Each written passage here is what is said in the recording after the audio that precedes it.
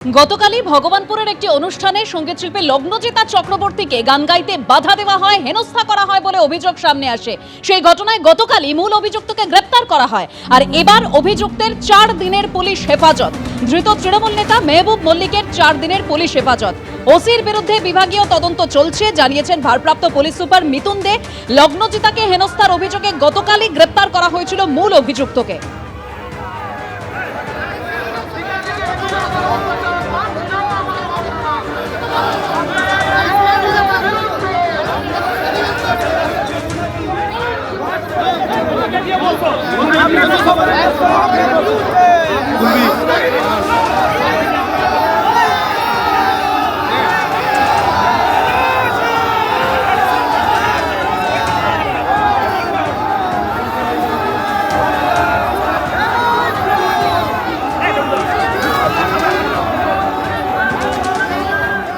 এটা সামাজিক গুরুত্বের কথা মাথায় রেখে আমরা প্রথম থেকেই আমরা স্ট্রংলি ওটাকে হ্যান্ডেল করতে চেষ্টা করেছি।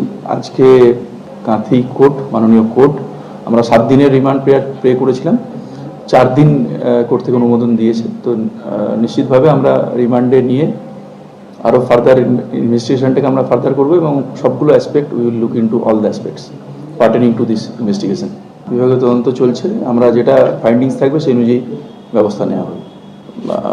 আছে যেটা মানে যদি আইপিসি বলা হয়, 354 এবং 307 এই দুটো মেন ইনগ্রিডিয়েন্ট আছে ওখানে। আমাদের এখন 74 আর 109 হয়েছে পিএনএসে। তো এগুলো আছে, তার সঙ্গে আমাদের ফরওয়ার্ডিংয়ে অবশ্যই যেগুলো থাকে সেটার উপরই এমফাসিস দিয়েছি যে এটার সোশ্যাল ইম্প্যাক্ট এবং যাতে ফার্দার রিটার্ড হয়।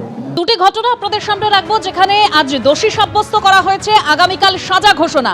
একদিকে শমশেরগঞ্জে যেখানে হরগোবিন্দ দাস, চন্দন দাসকে খুনের ঘটনা, সেই ঘটনায় 13 জনকে দোষী সাব্যস্ত, আগামীকাল সাজা ঘোষণা। এবং তারই পাশাপাশি হাঁসখালিতে নাবালিকাকে গণধর্ষণ করে খুনের ঘটনা, সেই ঘটনায় 9 জনকে আজ দোষী সাব্যস্ত করা হলো, আগামীকাল তার সাজা ঘোষণা।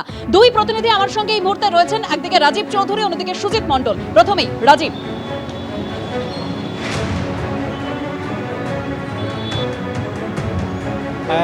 8.5 মাসের মাথায় শমশেরগঞ্জ কাণ্ডের 13 জন দোষী সাব্যস্ত হয়েছেন এবং আমরা আদালত সূত্রে যেটা জানতে পারছি, অভিযুক্তদের বিরুদ্ধে সর্বোচ্চ শাস্তি মৃত্যুদণ্ড হতে পারে, তাছাড়া যাবজ্জীবন সাজা হওয়ার সম্ভাবনা রয়েছে এবং সেই নিয়ে উত্তেজনা রয়েছে। আদালত চূড়ান্ত রায় কী দেন তার দিকে তাকিয়ে রয়েছেন দুপক্ষের লোক, অভিযুক্তদের পক্ষের লোক এবং হরগোবিন্দের পরিবারের লোকজন, তারা সবাই আদালতের দিকে চেয়ে রয়েছেন এবং হরগোবিন্দের পরিবারের লোকজন তারা চাইছেন সর্বোচ্চ শাস্তি হোক এবং যারা অভিযুক্ত তারা চাইছেন সর্বনিম্ন শাস্তির জন্য। এবং সব নিয়ে দুপক্ষের মধ্যে উৎকণ্ঠা রয়েছে।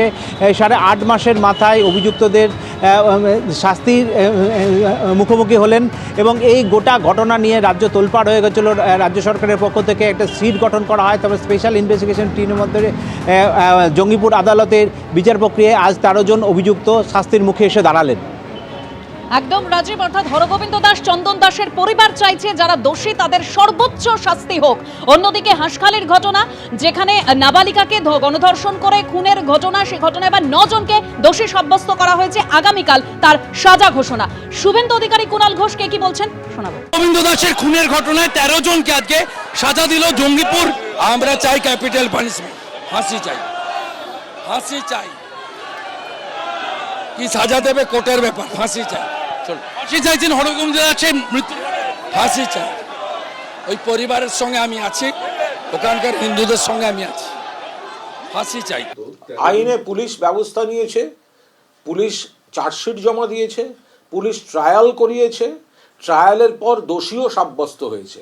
ফলে কোনো খারাপ ঘটনা ঘটলেও সঙ্গে সঙ্গে যে পুলিশ ব্যবস্থা, আইনি পথে তাদের তদন্ত বিচার, সেগুলো পশ্চিমবঙ্গেই হয় এবং দোষীও সাব্যস্ত আদালতে আজ হয়ে গিয়েছে। এগুলো সিপিএম জমানায় হতো না, আর ওই বিজেপি জমানায় হয় না। অন্যদিকে হাঁসখালিতে নাবালিকাকে গণধর্ষণ, খুন এবং সেই ঘটনার নেতা পুত্র সহ 9 জনকে দোষী সাব্যস্ত করল রানাঘাট আদালত এবং সেই মামলাতেও আগামীকাল সাজা ঘোষণা হতে চলেছে। দোষী সাব্যস্ত করা হয়েছে তৃণমূল নেতা সমরেন্দ্র, ছেলে ব্রজগয়ালী সহ প্রভাকর পোদ্দারকে। সরাসরি রয়েছেন এই মুহূর্তে আমাদের সঙ্গে প্রতিনিধি সুজিত মণ্ডল। সুজিত, এই মামলায় 2022-এর 13 এপ্রিল সিবিআই তদন্তভার নেয় এবং তারপর দীর্ঘ তদন্ত 9 জনকে দোষী সাব্যস্ত, যার আগামীকাল সাজা ঘোষণা হতে চলেছে। সুজিত, একদমই তাই। 2022 সালে নদিয়ার হাঁসখালিতে এক নাবালিকাকে গণধর্ষণ এবং তারপরে সেই নাবালিকাকে পুড়িয়ে মারার অভিযোগে কিন্তু আজকে রানাঘাট মহকুমা আদালত 9 জন যার বিরুদ্ধে অভিযোগ এসেছিল সেই 9 জনকে কিন্তু দোষী সাব্যস্ত করেছে এবং এই আগামীকাল তাদেরকে কিন্তু সাজা ঘোষণা করা হবে এই রানাঘাট মহকুমা আদালত থেকে। এবং যেটা বলে রাখি, এই মামলা হাইকোর্টের নির্দেশ কিন্তু সিবিআইকে তদন্ত দেওয়া হয়েছিল এবং এই মামলা হাইকোর্টের নির্দেশ সিবিআই তদন্ত করার পর থেকে কিন্তু তদন্ত প্রক্রিয়া চলতে থাকে এবং তারপরেই কিন্তু এই যে 9 জন তাদেরকে কিন্তু আজকে দোষী সাব্যস্ত করা হয়েছে এবং আগামীকাল তাদেরকে সাজা ঘোষণা করা হবে। যেটা প্রসঙ্গত বলে রাখি, গত 4 এপ্রিল 2022 সালের সন্ধ্যায় কিন্তু এই অপরাধটি সংঘটিত হয়েছিল, যেখানে যার বিরুদ্ধে মূল অভিযোগ সেই ব্রজগয়ালী, তার জন্মদিনেই কিন্তু এই নাবালিকাকে ডাকা হয়েছিল এবং সেই দিনই সেই রাত্রে তাকে কিন্তু গণধর্ষণ করা হয় এবং তাকে আগুনে পুড়িয়ে ফেলা হয় বলে এমনটাই কিন্তু অভিযোগ ওঠে এবং সমস্ত প্রক্রিয়াগুলো রাজ্য পুলিশের কাছ থেকে সিবিআই তাদেরকে যে তদন্তভার যায় এবং সিবিআই তদন্তের পর এই যে 9 জন অভিযুক্ত তাদেরকে কিন্তু গ্রেপ্তার করে। তার মধ্যে 2 জন হচ্ছে রাজ্য পুলিশ গ্রেপ্তার করেছে 2 জনকে এবং বাকি 7 জনকে কিন্তু যে সিবিআই তারা কিন্তু গ্রেপ্তার করেছে এবং আজকে রানাঘাট মহকুমা আদালত তাদেরকে দোষী সাব্যস্ত করেছে এবং আগামীকাল তাদের সাজা ঘোষণা রয়েছে। এখন দেখার আগামীকাল কি সাজা দেয় তাদেরকে, এটাই এখন দেখার। এবিপি আনন্দ, এগিয়ে থাকে, এগিয়ে রাখে।